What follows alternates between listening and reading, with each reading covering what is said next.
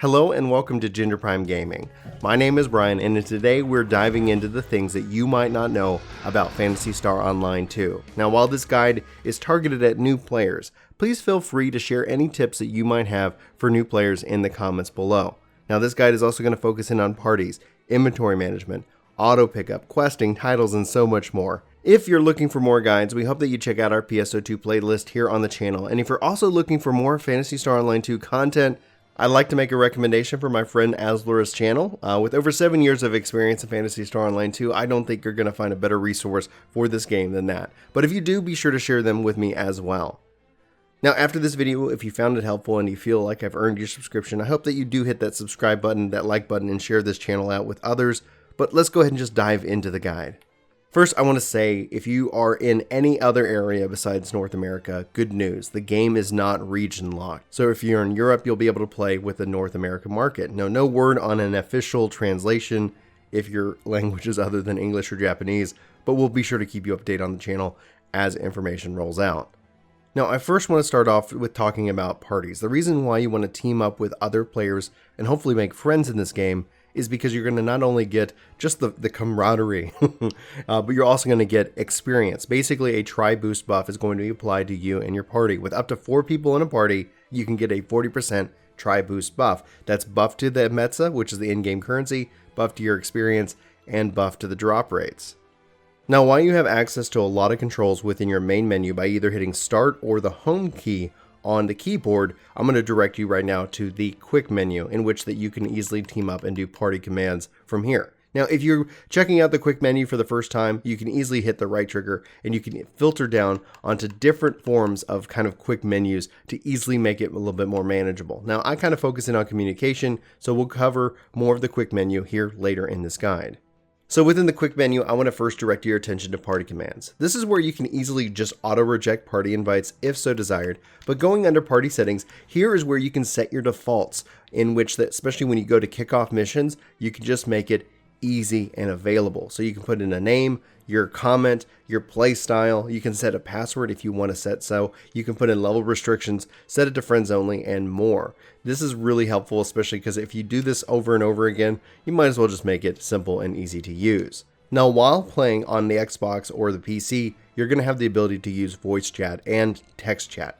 But beyond that, if you're playing with a controller and you don't have a keyboard and mouse, this nearby characters function is going to be a lifesaver for you.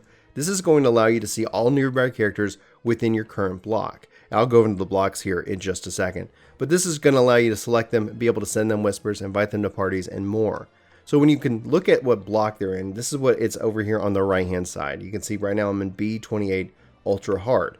To change your block and also to switch to your team rooms and more, you can always go to these green elevators on the left and on the right of the game.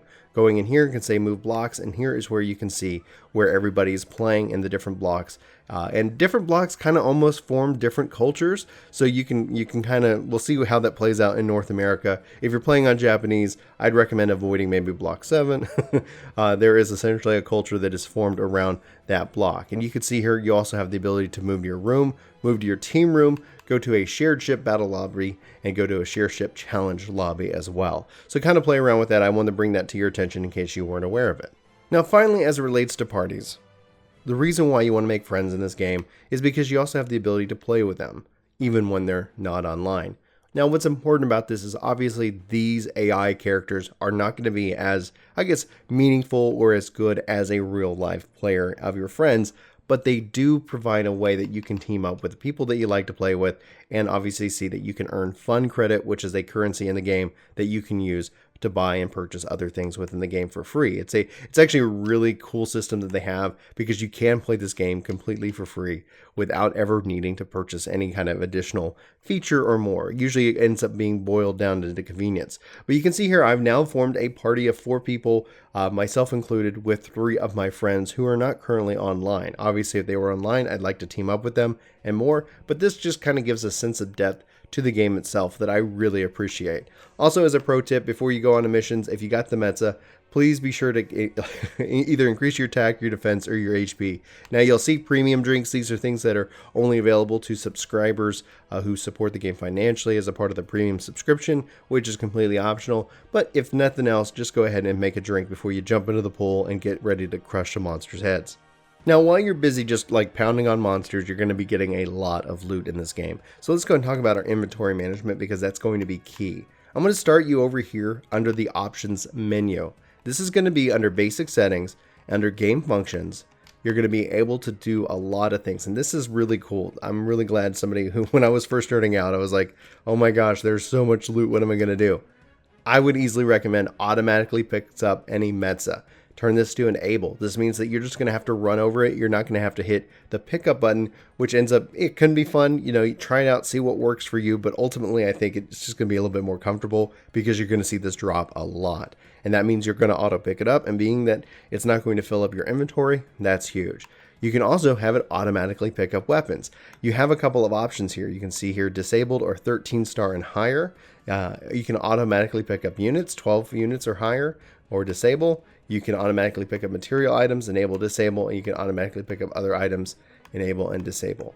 And finally, regarding your rare drop notifications, you can set it to 7-star items or higher, 10-star items or higher, 13 item stars or higher, and those are the way that you're going to be prompted whenever a red rare drops in this game. It's going to be great. You'll love seeing it, but at some point you're going to want to be like, is this really even better than what I currently have? So kind of play around with those notification settings. Go and play around with your units and your weapons, because this could obviously change as the time goes on. So when managing your items and the rest of your inventory, you can hit start, you can go into your items, and here you're going to see by default all your items in a default sort. You can change that sort as needed. You're going to also see your current inventory versus your max. This is going to start you off with 50 ultimately. This is where the game is going to eventually ask you for money if you want to increase your overall carrying capacity on any one specific go. You can also filter by weapons, by armor, by just kind of clothes and your outfits, etc. By your different items like your heals, your and your experience and more. Any skills that you have learned, skills are learned through discs, so you'll find these as drops as well as different vendors. Any kind of material items for your rooms, any kind of order items or materials regarding kind of just grinders for upgrading your gear and more. And finally, you're going to see other items that you can get through just doing kind of your daily quests and more. So keep an eye out on your inventory. Now, what's really cool about your inventory is you can select it and you can always say send to storage. You're going to have basic storage and character storage, and then you'll see additional storage that comes from a premium kind of subscription and more. So just kind of play around with that.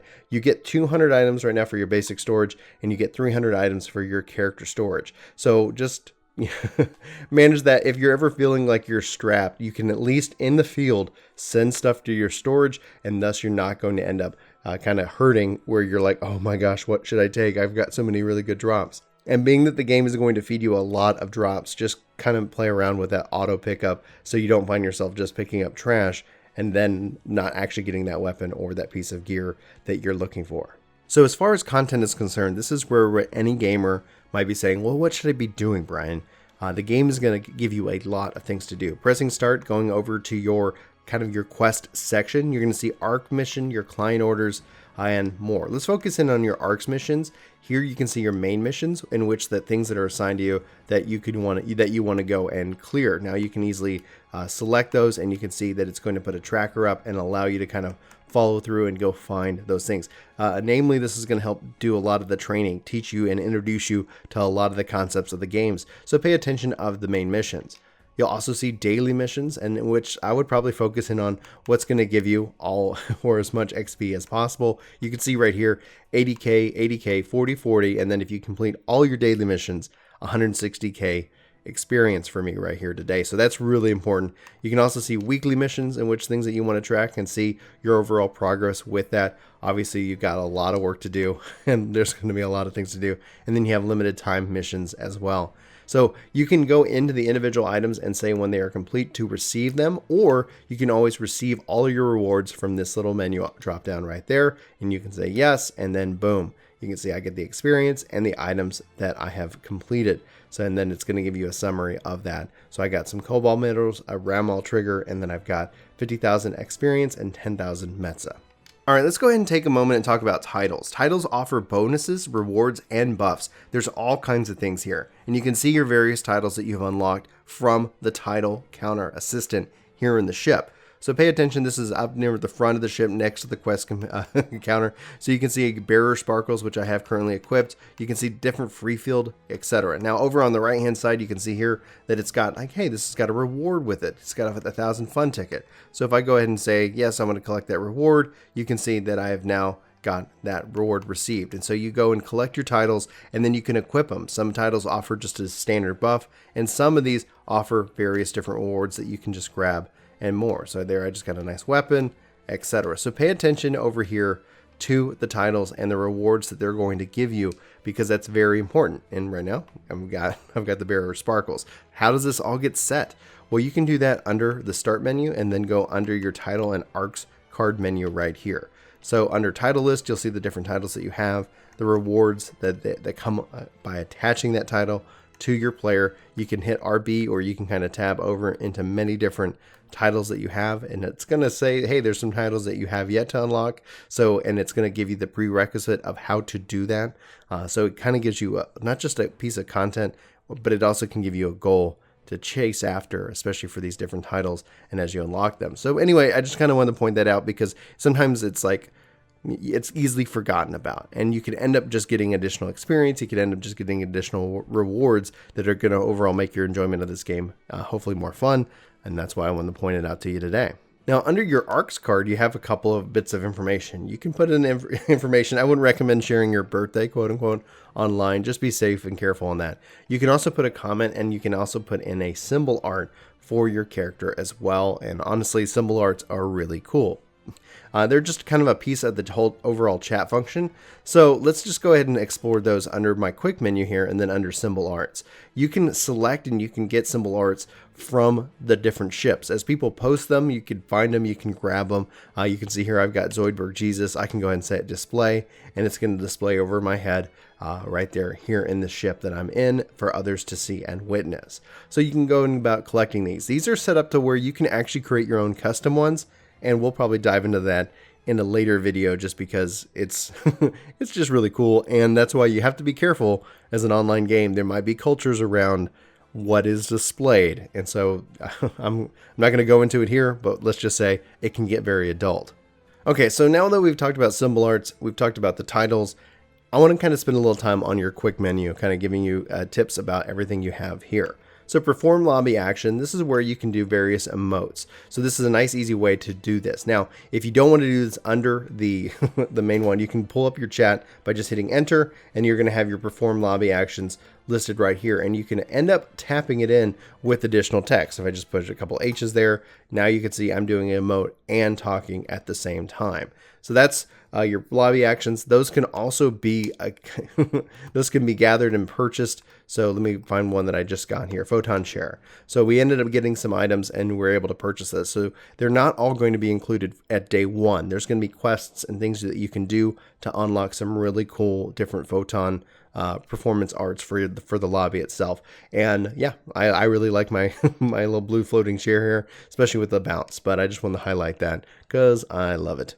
Now, within any online game, you can see that you want to be able to change your online status. This is going to show you to say, hey, I want to show nothing. I want to recruit party members. I want to seek a party. I want to set myself to away, or I want to put in a custom message. So keep that in mind when playing around with the quick menu here. Then you can also control your character overhead display. This is going to like say, hey, I want to show my class level and name, PSN ID, player ID, character name, HP, etc., title and character name, which is what I have selected. So you have a lot of different options here, so just keep that in mind when deciding what you want to display over your character's head.